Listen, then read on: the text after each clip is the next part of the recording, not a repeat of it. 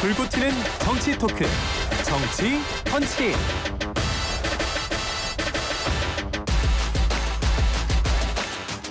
네, 바람을 가르는 펀치 아니고요. 직접 상대를 향해 아주 예리하게 날리는 펀치입니다. 하지만 다치지는 않습니다. 안전하게 질서와 규칙 안에서 벌어지는 펀치. 오늘도 정광재 국민의힘 대변인 나오셨습니다. 어서 오십시오. 안녕하세요. 마음의 상처는 받습니다. 그럼요. 네. 자, 김영남 전 의원 나오셨습니다. 어서 오십시오. 네, 새해 복 많이 받으십시오. 김영란입니다. 네, 자, 두 분의 얘기는 날카롭지만 또 많은 분들이 듣고 나면 좀 후련하다 이렇게 말씀하시는 분들도 계시는데, 자, 펀치가 또 날려지고 벌어지고 있는데 공수처와 경호처가 둘 다 처네요. 지금 윤석열 대통령의 체포영장 집행을 놓고 서로 협의 중이라고 하는데 민감하고 예민한 상황입니다.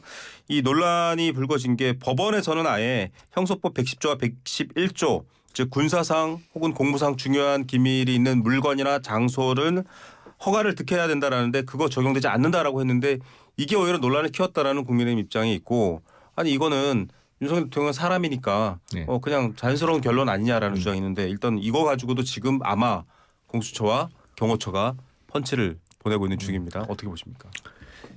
일단은 제가 이해하기로는 법원에서 영장을 발부하면서 설명을 해준 것 같아요. 네. 그러니까 우리가 군사상 또는 공무상 비밀을 요하는 곳에서의 압수수색은 그 책임자의 승낙을 얻도록 하고 있거든요. 네. 근데 이거는 물건에 대한 것이에요. 네. 그러니까 거기 들어가서 뭐를 압수를 해온다든지 아니면 물건을 찾기 위해서 수색을 할 경우에 승낙이 필요한 건데, 사람에 대한 영장의 집행에는 그런 게 필요 없습니다, 사실은. 네. 그런데 경호처에서 저 대통령 관저가 전체가 군사상 비밀 지역이다, 이른바 보안 지역이라는 네. 이유로 출입을 막을까봐 네. 수색영장과 체포영장을 발부하면서 그걸 친절하게 설명해 준 것인데 네. 그걸 갖고 이제 시비를 거는 것 같아요. 네. 그 시비를 건다고 하셨는데 이 큰 틀에서 체포영장이 발부돼서 집행되는 것은 전 어쩔 수 없는 과정이라고 생각합니다. 네. 근데 그 과정에서 일부 반대하는 분들도 있을 텐데 그분들에게 절차적 정당성이 있어도 그분들은 설득 못할 가능성이 큰데 네. 오히려 이런 논란들이 이게 사실 어떻게 생각하면 좀 부수적인 거잖아요. 이 부수적인 논란이 더 커져서 마치 체포영장 그 집행이 전체가 다 부적절한 것이다 이렇게 인식될 수 있다는 점에서 저는 이번에 그 체포영장을 발부한 판사분께서 조금 오버한 측면이 있다. 이게 그래서 네. 법조계 내부는 물론이고 판사분들이 쓰는 그 커뮤니티 내에서도 이 부분에 대해서 좀 들여다봐야 된다라는 목소리가 있는 거잖아요. 그래서 괜히 좀 이렇게 불복할 만한 빌미를 제공했다는 측면에서는 좀 잘못된 그 조항이었다고 생각합니다. 앞서 김재원 최고도 말씀하셨더라고요. 이게 흔한 일도 아니고 왜 굳이 논란을 키웠냐 이렇게도 얘기를 하시더라고요. 그러니까 그거는 사실은 해석상 그 해결이 될 수 있는 문제인데 네. 해석을 놓고 그 이견이 있을 수 있기 때문에 친절하게 설명을 달아준 것인데요. 예를 들어서 그러면 군사상 비밀을 요하는 지역에 사람이 숨어 있으면 그 지역에 못 들어가냐? 그러면 일종의 그 군사상 소도가. 비밀 지역이 옛날에 우리 역사책에서 배웠던 소도 같은 네. 역할을 하게 되는 것이잖아요. 네. 그거는 법치주의 국가에서 있을 수가 없거든요. 그러니까 네. 그 사람에 대한 집행에 대해서는 별도의 책임자의 승낙이 없다는 거를 명확히 기재한 것인데 이제 그걸 갖고 조금 이례적이죠. 사실은 네. 누가 봐도 군사상 공무상 비밀 지역에 있어서 가장 위로 올라가면 최종적인 책임자는 대통령이잖아요. 근데 네. 이 대통령을 지금 체포하는 일이라서 네. 그렇기 때문에 전례 없는 일이다 보니까 지금 논란이 생긴 것 같습니다. 그래서 그 한 말씀만 좀 네. 덧붙이자면 체포영장 청구가 되고 발부가 된 것에 대해서 문제를 삼는 우리 당내 여론은 없는데 네. 다만 우리 법사위 위원이 7명이잖아요. 네. 7명이 어제 성명서를 냈죠.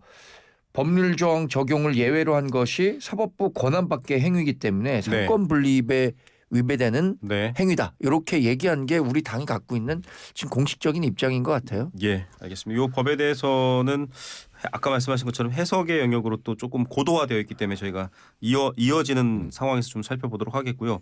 공무집행 방해죄로 막을 경우, 공수처를 막을 경우 혹은 수사기관의 집행을 막을 경우 처벌받을 수 있다. 아니다. 경호처는 물론 시민 누구에게나 이들이 체포될 수 있다. 윤석열 대통령 측 입장입니다. 이렇게 두 가지 주장이 비슷해 보여서 막 혼란스럽기도 하고요. 이런 배경 어떻게 보십니까? 일단 적법하게 발부된 영장에 대해서는 거부하면 안 되는 것이죠. 네.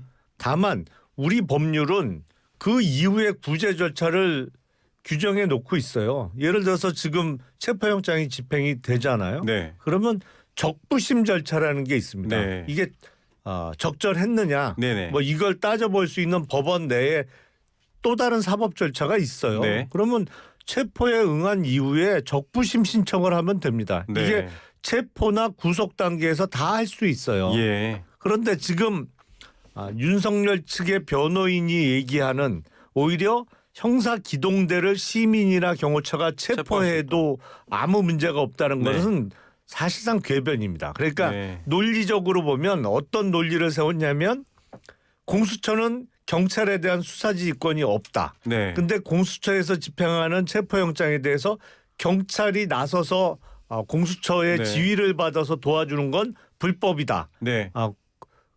그에 따라서 이제 시민이 오히려 경찰 기동대를 체포할 수 있다는 논리인데 이게 가장 문제점이 뭐냐면 시작부터 잘못됐어요. 수사지휘권이 없다고 하더라도 네. 경찰의 협조를 구하는 것 자체가 불법이 전혀 아닙니다. 네. 그러니까 수사지휘권하고 국가기관 간의 협조 요청은 전혀 별다른 문제예요. 네. 지휘권하고 협조 요청하고는 상관이 없는 거죠. 예. 뭐 수사를 직접 또 오랫동안 해 보신 김영남 전 의원의 표현이셨는데. 근데 이거는 뭐 수사를 오랫동안 했건 안 했건 네. 아니면 법 상식이 뭐 풍부하건 그러지 않건 얘기를 들으면 상식적으로 이야기가 어려운 거잖아요. 네. 적법한 절차에 의해서 어쨌든 영장이 발부가 됐고 영장을 집행하는 과정에서 그 과정을 돕는 사람들을 시민들이 체포한다고 하면 그걸 누가 이해할 수 있는 거죠? 낯선 그게 일이죠. 예를 들어서 뭐 프랑스 혁명 과정이나 네. 이런 데에서 누가 정말 권력을 갖고 있는지 누가 공권력을 행사하고 있는 건지 모르는 과정이 아니라면 정당한 공권력 행사에 대해서 시민들이 그 공권력을 행사하는 사람을 체포할 수 있다는 것은 뭐 수사를 오래 하지 않은 저도 충분히 이해할 수 있을 것 같아서 이 얘기는 네. 그냥 모르겠어요. 윤석열 대통령 그 변호인들도 다 법조인인데 이게 뭐 실제적으로 처벌이 가능하다고 생각해서 이 얘기를 했을 것 같지는 않습니다. 네. 수사를 오래 지켜보고 보도한 정건재 대변인이나 저도 마찬가지인데 그래도 궁금한 게 있습니다. 김재원 최고도 검사 생활을 짧게 하셨지만 앞서 나오셔서 경호처가 막아도 공무집행 방해가 아니다. 각자 자기가 정한 법률 기준에 따라서 그냥 그 일을 했기 때문에 위법성 조각 사유다. 즉 불법이 안 된다. 이런 표현을 쓰셨는데 이거는 맞나요? 근데 경호법에 보면 경호의 목적은 경호 대상자 뭐 이 경우에는 이제 대통령이 되겠죠. 대통령에게 가해지는 위해를 네. 막는 것이거든요. 근데 지금 영장에 의해서 체포한다고 해서 아니 이게 만약에 뭐 끌고 가서 지난번 비상계엄 때처럼 불법적으로 납치해서 어디 수방사 지하벙커에 가둬놓고 야구방망이로 고문을 하려고 한다면 막는 게 맞겠죠. 네. 그런 절차가 아니잖아요. 네. 알겠습니다. 체포가 되더라도 어디 가서 쥐어박는 절차가 아니거든요. 절대로. 그러니까 경호 목적상 이게 충돌하지 않아요. 오히려 지금 상황에서는 제가 보기엔 구금시설에 있는 게 더 안전할 것 같은데요. 네. 이 자체가 위해가 아니다. 그리고 저 뭐 야구방망이 이런 표현은 노상원 전 정보사령관 노상원 씨의 발언에 거기에 대한 걸 나왔죠. 좀 인용을 해서 예. 말씀하신 거로 이해하시면 될 것 같습니다. 자, 이런 가운데 윤석열 대통령이 직접 친필 서명을 한 편지를 공개하면서 일파만파 정치권의 얘기들이 나오고 있고 지금 앞서 저희가 탄핵 소추위원인 이춘석 의원과도 인터뷰를 했지만 헌법재판소에 이걸 또 증거로도 제출을 했습니다. 일단은 편지 내용에 대해서 그냥 격려 아니냐 이렇게도 얘기하시는 분도 있었거든요. 근데 어제 이게 사실 우리 당에서도 좀 화제가 된 것 같죠. 네. 기자분들이 그 수석 대변인인 신동욱 의원에게 물어봤는데 신동욱 의원도 이런 거 좀 자제해야 된다. 네, 이 네. 편지의 내용을 포함해서 네. 이렇게 얘기를 했는데 저도 이거 사실 맨 처음에 누가 SNS 메시지를 보내줬을 때 가짜 메시지인 줄 알았어요. 워낙에 요즘 AI 기술 때문에. 그래서 그랬는데 실제 언론 보도가 막 되고 있길래 이게 정말 대통령이 쓴 메시지가 맞구나. 근데 대통령이라는 게 사실 그 한자 표현이지만 없었던 말이에요. 네. 프레지던트가 우리 그 일본과 넘어오면서 넘어오면서 만들어졌죠. 프레지던트가 대통령이 됐는데 옛날에는 그거를 통할해서 관리한다는 의미에서 네. 대통령이었지만 지금은 통합의 의미를 갖는 네. 성격이 더 강하다고 생각하는데 이 메시지는 상당히 부적절했다고 저는 판단했습니다. 왜냐하면 거기에 모인 일부 지지자들에게 보내는 메시지잖아요. 예. 대통령의 신분을 지금도 유지하고 있는 윤석열 대통령이 거기에 모인 분들에게만 특별히 따로 메시지를 보내는 것이 대통령의 신분을 갖고 있는 분으로서 네. 적절했느냐. 저는 제가 참모였다면 이런 메시지 내시는 게 오히려 역효과가 더 클 것이다. 이것도 그러면 뭐 지부상소를 했었어야 되는 수준인지는 모르겠습니다만 저는 그렇게 말씀 안 드렸을 것 같아요. 내가 참모였다면 이 소리는 국민의힘 관계자분들께 굉장히 많이 들었던 얘기고요. 어떻게 보십니까? 이거는 나중에 헌법재판소에서 최종적인 탄핵 결정을 할 때 결정문에 언급이 될 것 같아요. 아, 네.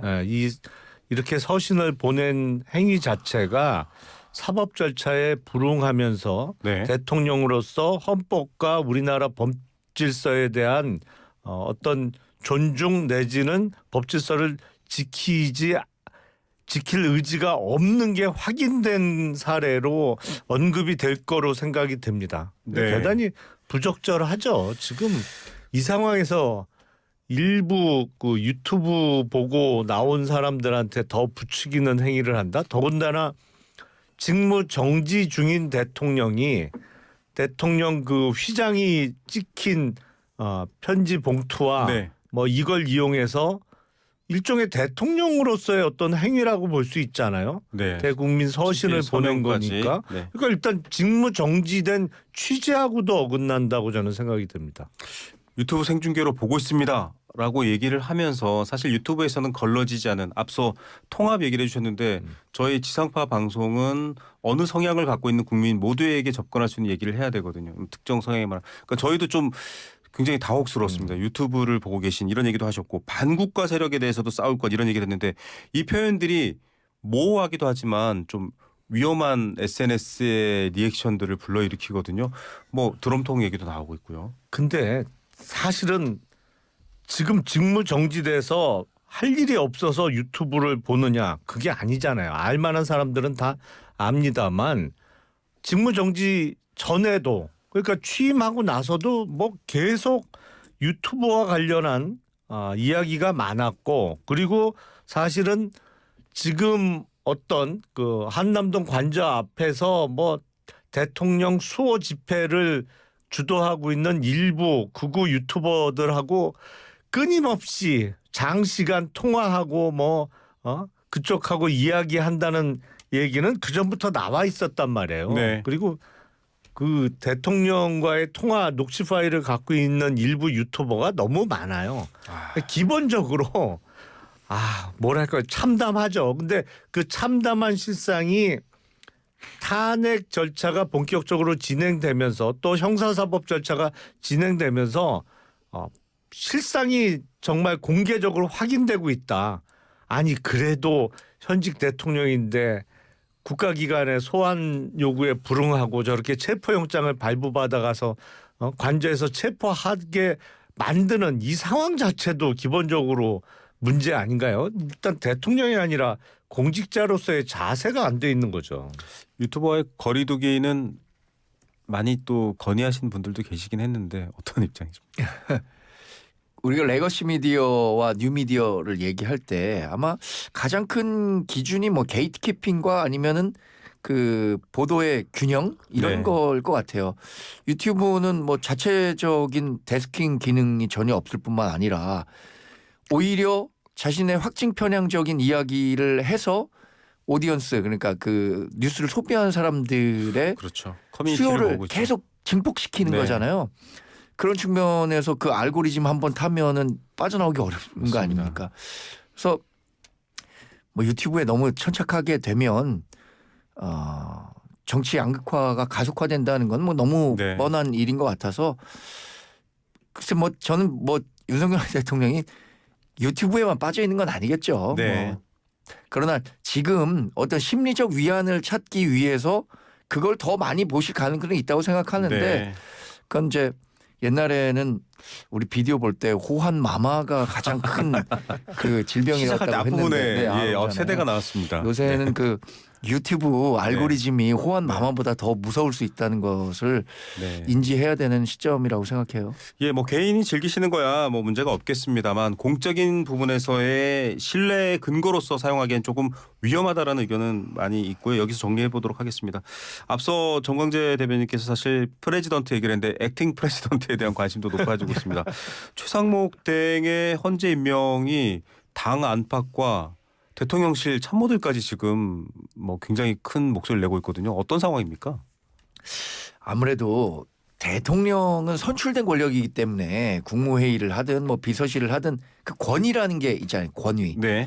근데 액팅 프레지던트는 선출된 권력이 아니잖아요. 또 이 권한 대행의 권한 대행까지 내려오면서 예를 들어서 정진석 비서실장이 그 최상목 그 권한 대행을 봤을 때 얼마 전까지만 하더라도 뭐 국무회의 할 때 내가 더 상속에 있었던 것 같은데 그 갑자기 권한 대행의 위치로 와서 네. 모든 걸 해야 된다라고 한다면 그 권위라는 게 사실 좀 부족할 수밖에 없기 때문에 내리는 결정들에 대해서도 뭐 이렇게 그 권위를 실어주지 않으려고 하는 것 같은데 그래도 최상목 지금 권한 대행은 대통령으로서의 권한을 행사하고 있다는 측면에서 국무위원들이나 아니면 비서실에 있는 실장이야 뭐 수석분들께서 대통령의 권한 대행의 권한도 존중해 줘야 되는 권한이죠, 거죠. 개인이 아니라. 그렇죠. 네. 그래서 뭐 국무회의에서 여러 가지 의견을 제시할 수는 있다고 생각합니다. 네네. 그러나 뭐 대통령 권한 대행이 떠난 자리에서까지 뭐 고성을 지른다거나 이것들은 좀 그런 것들이 알려졌을 때 네네. 아니, 국민들이 어떻게 생각하겠어요? 야 정말 봉숭아 학당인가? 이렇게 생각할 수 있는 거잖아요. 가뜩이나 지금 국정 운영에 대한 불안감이 커진 상황에서 뭐 바람직한 태도는 아니라고 봐야죠. 국무회의에서 고성이 오가고 그리고 대통령실의 고위직 참모들이 일괄 그 사의를 표명하는 식으로 그 반발하는 것은 사실은 비상계엄 선포 전에 나왔어야 되는 모습입니다. 예, 뭐 정규재 전 주필 같은 분들도 그런 주장을 하시더라고요. 아니 그게 상식이죠. 네. 거기서 고성 지르고 막았어야죠. 이게 말이 됩니까 도대체? 제정신입니까라고 국무위원들이 막았어야죠. 절대 안 된다. 지금 이러다간 뭐 이게 기본적으로 거꾸로 돼 있어요. 그렇기 때문에 이 사람들은 반드시 나중에 글쎄요. 법적 책임은 뭐 변론으로 하더라도 역사적 책임은 물어야 될 겁니다. 이게. 어쨌든 지금 국무회의만 우리가 아직까지는 보고 있어서 대통령실의 비서실장을 비롯한 고위직 참모들에 대해서는 제대로 수사가 안 이루어지고 있는데 사실은 국무위원보다 더 가까이 있는 게 참모들인데 참모들이 정말 몰랐나요? 비상계엄 선포하는 거? 글쎄요. 저는 국무위원보다 오히려 더 빨리 더 자세히 알 수밖에 없는 위치에 있었던 사람들 아닌가 싶은데요. 예, 뭐 안보실장 또 비서실장의 당일 행적을 놓고도 지금 보도가 나오고 있는 상황인데 앞서 출연하신 분의 또 의견이기 때문에 좀 여쭤보면 김재원 최고가 나오셔서 아니 비상계엄도 국무회의 열어서 의견을 듣고 했는데 헌법재판관 임명은 왜 독단적으로 하느냐 이런 비판을 했거든요. 정말 엉뚱한 얘기네요. 진짜 아무 말 대잔치입니다. 요새 국민의힘 쪽 일부 인사들의 말은 자 헌법재판관 임명은 임명해도 되고 안 해도 되는 어떤 권한 권리가 아니에요. 네. 의무입니다. 이거는 왜냐하면 우리 헌법상 헌법재판관 9명의 구성은 각 부에 입법, 사법, 행정부에 동일한 비율로 주어져 있어요. 세 네. 명씩. 네. 그렇기 때문에 이번에 임명이 이루어진 또 한 명은 덜 됐습니다만 그거는 국회 몫이에요. 네. 국회에 추천이 있으면 선출된 대통령이라도 절대로 거부할 수 없는 그리고 늦출 수도 없는 그 의무사항입니다. 이거는. 네. 근데 뭘 할지 말지를 결정할 수 있는 사항이 전혀 아닌데 엉뚱한 얘기하는 거죠. 그거는. 전 뭐 제 말을 빌어서 말씀드리기보다는 어제 이창용 한국은행 총재가 네네. 사실 한국은행 총재가 정치적 현안에 대해서 안 하죠. 뭐 메시지를 내는 경우가 거의 없는데 어제 그 신년사를 통해서 네. 국무위원들 그렇게 반발했다고 하는데 생각 좀 하고 얘기해라 이런 식의 말씀을 하셨다고 하더라고요. 그 말로 대신하겠습니다. 어떤 인기 있었던 대통령도 경제 상황이 나빠지면 지지율이 확 떨어지거든요. 지금 경제가 굉장히 힘든 상황입니다. 뭐 다음 조기 대선이 이루어진다면 다음 대통령도 힘든 상황인데 이런 상황에서 일단은 조기 대선 국면을 놓고도 좀 뜨거운 문제 중에 하나인데요. 이재명 대표 관련된 얘기 하나 여쭤보고 지나가겠습니다. 선거법 위반 항소심 판결이 15일까지 나와야 된다 이런 얘기를 권성동 원내대표가 했는데 23일 날 시작되는데 지금 정확하게 확인을 해봐야겠습니다만 아직도 국선 변호인인지는 봐야 될 것 같습니다. 이런 상황을 놓고 좀 관심을 또 모으고 있거든요. 그 속도에 대해서. 이거는 정확히 되는 아니 이거는 너무 그 재판 지연이 뻔해 보이는 거 아닌가요? 11월 15일에 1심 판결이 나왔습니다. 그 원래 그 선거법이라는 건 633 규정 있잖아요. 1심 6개월, 2심 또 대법원 대법원에서 판결까지 말하네. 3개월씩만 해서 그걸 좀 지켜라. 얼마 전에 조희대 대법원장이 그거 꼭 좀 지키라고까지 얘기했는데 벌써 11월 15일에 1심 끝났는데 11월 15일, 1월 15일 두 달이 다 돼 가서 네. 두 달 지나서야 처음 2심 재판이 시작되게 되는데 네. 물리적으로 2월 15일까지 그러면 우리 당이 주문하고 있는 것처럼 그 2심 법원에서 판결을 할 수 있을까? 1월 23일에 시작해서 어떻게 2월 15일 날 판결을 낼 수 있겠습니까? 근데 그 과정에서 누구도 부인할 수 없는 이재명 대표의 재판 지연이 있었고 이 부분에 대해서 법원이 조금 어떤 다른 방법을 강구해서라도 이재명 대표의 재판 네. 참여를 독려할 수 있는 그런 계기가 마련돼야 된다고 생각하고요.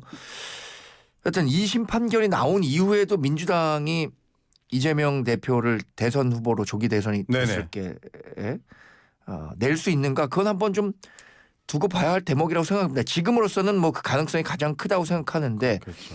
그 이후의 불확실성에 대해서도 민주당이 그럼 정치적 책임을 같이 질 거냐 뭐 한번 두고 봐야 할 대목이라고 네, 생각합니다. 아직 국선 변호인이라고 보도가 되고 있긴 합니다. 예. 그러니까 그 이른바 재판 지연 전략을 쓴 거는 틀림없어 보이죠.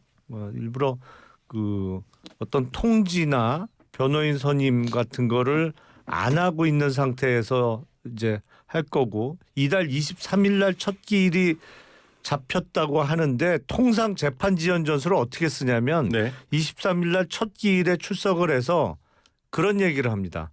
제가 사선 변호인을 선임하려고 지금 하니 한 기일 좀 연기를 속행을 해 주십시오. 네네. 그래서 지금은 이 국선 변호인하고는 제가 이 재판을 진행 안 할 거고 예. 따로 사선 변호인을 선임하겠습니다라고 얘기를 하면서 한 기일 연기하는 거죠. 사실상 네. 그런 전략들을 많이 쓰는데 23일 이후에는 또 그 설날 연휴가 끼어 있잖아요. 예. 그러다 보면 그냥 2월 초중순까지는 바로 연기가 될 수 있는 상황이에요. 그래서 네. 이런 재판 지연 전략을 쓰는 거는 공인의 입장에서는 바람직스러워 보이지는 않죠. 절대로 예. 뭐 떳떳해 보이지도 않는 측면이 분명히 있습니다. 근데 문제는 현직 대통령도 공수처 소환에 세 차례나 불응하고 체포영장 집행도 사실상 거부하고 있는 상태라 야당 대표의 재판 지연 전술이 잘 눈에 띄질 않아요. 거기까지 그 국민들의 시선이 돌아가질 않는 게 현실 아닌가 싶습니다. 그러니까 참 누가 더 못하나 경쟁하고 있는 것 같아요. 아니 그래서 그런 말이 계속 공공연하게 나오는 것 같아요. 적대적 공생관계. 네. 그러니까 이재명 민주당 대표나 윤석열 대통령이나 아마 2022년 그 대선에서 이재명 대표가 민주당 대통령 후보가 아니었다면 윤석열 당시 검찰총장에서 막 네. 정치인으로 변신한 윤석열 후보가 대통령이 되기 어려웠고 네. 어쩌면 윤석열 대통령이 아니었다면 이재명 대표가 대통령 되는 일이 없었을 것인데 네.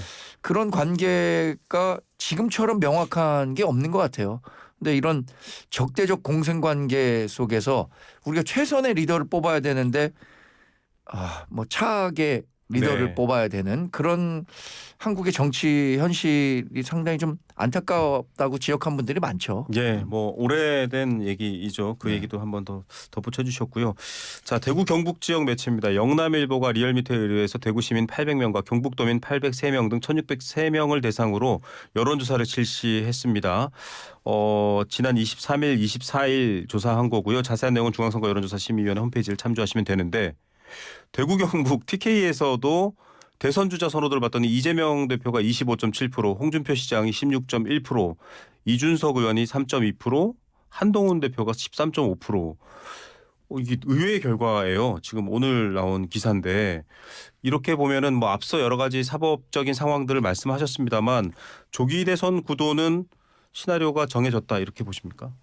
그렇죠. 사실은 뭐 약간의 저항은 지금 있는 상태입니다만 탄핵 절차도 그렇고 형사사법 절차도 그렇고 순리대로 진행이 될 겁니다. 그러다 보면 조기 대선은 피할 수 없는 상황이 될 텐데 지금 문제는 국힘이 이 비상계엄 국면에서 너무 대응을 뭐 못했다고 표현하는 게 그 부족할 정도로 정말 엉망이에요. 지금도 엉망이라고 저는 생각을 합니다. 네. 그러니까 지금 내란 범죄임이 거의 분명해 보이는 불법적인 비상계엄 선포와 관련해서 빠른 손절 그리고 지금 대통령과의 차별화를 해도 지금 차기 대선의 가능성이 높지 않은 상황에서 지금까지도 사실상 끌려다니고 있잖아요.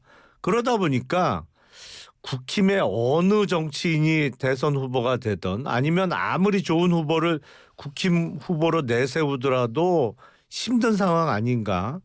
그 반작용이라고 저는 생각합니다. 그러다 보니까 제1야당의 대표가 뭐 여론조사에서 월등히 우위를 점할 수밖에 없는 상황이죠. 왜냐하면 이른바 국민의힘이 지금 내란 동조 세력으로 비춰지는 상황에서 그쪽에 또 대통령을 뽑는다는 게 쉽지 않은 상황이거든요. 예. 저는 국힘이 지금 상황은 자초했다라고 생각을 합니다. 그렇긴 한데 뭐 유승민 전 의원도 어제 출연하셔서 그렇고 지금 보수가 더 개혁적이고 파격적으로 간다면 그리고 또 지금 확장성, 전국적인 확장성 뭐 여러 가지 중도, 청년 이렇게 잡으면 승산도 있다 이런. 네, 잡으면 승산이 있죠. 네. 잡는다는 게 굉장히 어려운 것 같아요. 저도 현실 정치에 한번 와서 하려다 보니까 네. 이게 모두를 만족시키는 정치가 그런 정치가 돼야 되는데 그러기가 쉽지 않다는 생각이고 TK 지역에서 뭐 이재명 대표가 앞서 나간다는 여론조사 이거는 사실 뭐 TK 내에서도 사실 그 민주당의 동진 전략이 상당 부분 성공해서 사실 민주당은 일정 부분 전국 정당화 됐거든요. 네. 그리고 최근에 뭐 탄핵 정국과 맞물리면서 이재명 대표의 당장 그 차기 지도자로서의 지지도가 높아진 건 뭐 부인할 수 없는 사실이라고 생각합니다. 다만 모든 여론조사에서 민주당보다 이재명 대표 개인의 그 지지도는 낮게 나온다는 측면은 네. 앞으로 뭐 우리 정당이 얼마나 더 쇄신해서 국민들 마음을 얻느냐 이런 거에 중요한 뭐 나침반이 되겠죠. 예. 자, 뭐 계속 좀 평행선처럼 가고 있는 것 같지만 그 선도 눈에서는 끝에는 합점이 보이는 곳이기 때문에 좀 달리 봐야 될 것 같고 이건 이제 좀 정치 현안에서 벗어난 얘기인데 제장공 여객기 참사의 해결을 놓고 물론 이춘석 그 국토교통위 소속 의원은 결론을 섣불리 내면 오히려 유족 피해 보상이나 여러 가지 수사나 어려운 점이 있으니 결론을 내지 말자라고 했지만 워낙 충격이 커서요. 어떻게 해결해야 될까요? 짧게 한마디씩 부탁드립니다. 근데 지금 최종적인 결론을 낼 수 있는 상태는 저는 아니라고 생각을 합니다. 네. 일단 블랙박스의 분석도 지금 국내에서 좀 어려움이 있어서 미국으로 보낸 상태잖아요.